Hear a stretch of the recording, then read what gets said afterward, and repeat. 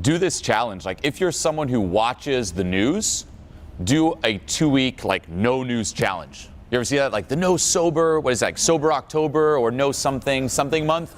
This month starting today, like the next month, is the no news month. Now, when you hear this, you freak the fuck out. You're like, how am I going to know what's happening in the world? You will find out. Like, if it's something that is a huge threat, it's going to get to you. Don't worry. Like, people are going to be talking about it. Everyone will be talking about it. It will get to you. But there's so much unnecessary shit. It's insane. You know, I did this actually as a counter challenge. Like, I haven't watched the news in years, except for like 2 weeks, where I'm like, I wonder what'll happen if I start watching the news every day. Just on my general state, how I feel. And I wasn't watching like horrible news. I was just like, you know, like the morning show. Let me put that on. And holy fuck, the world is horrible. It's burning. We're all dying right now. It was crazy. I was like, all that's going on? How did I not know about this? And they just keep pumping new stories. And there was like a few days, they're like going back to the same story. We're here, John, here with the same story yesterday. The world's on fire and it's worse. And it's even more on fire. And I'm like, oh my God. It has no effect to you or your life, but that's your sole focus.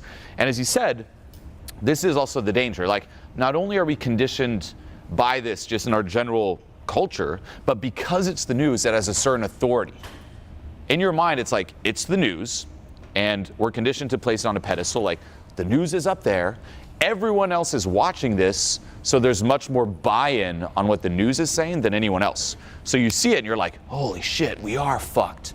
Then you start looking for evidence of this. You're out, and yes, of course, there are threats, but as he said, it's like, if you're only focused on the threats, you're screwed. You think it'll keep you safe, but it does the exact opposite, right?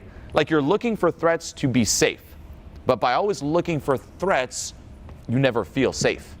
And then guess what? I know someone's like, damn, right? And not only that, but you will most likely manifest more and more threats. It's like someone who's in a relationship and it's like, I'm afraid my partner's gonna cheat, looking for reasons like, are there proof they're cheating? What's gonna happen? They're gonna fucking cheat.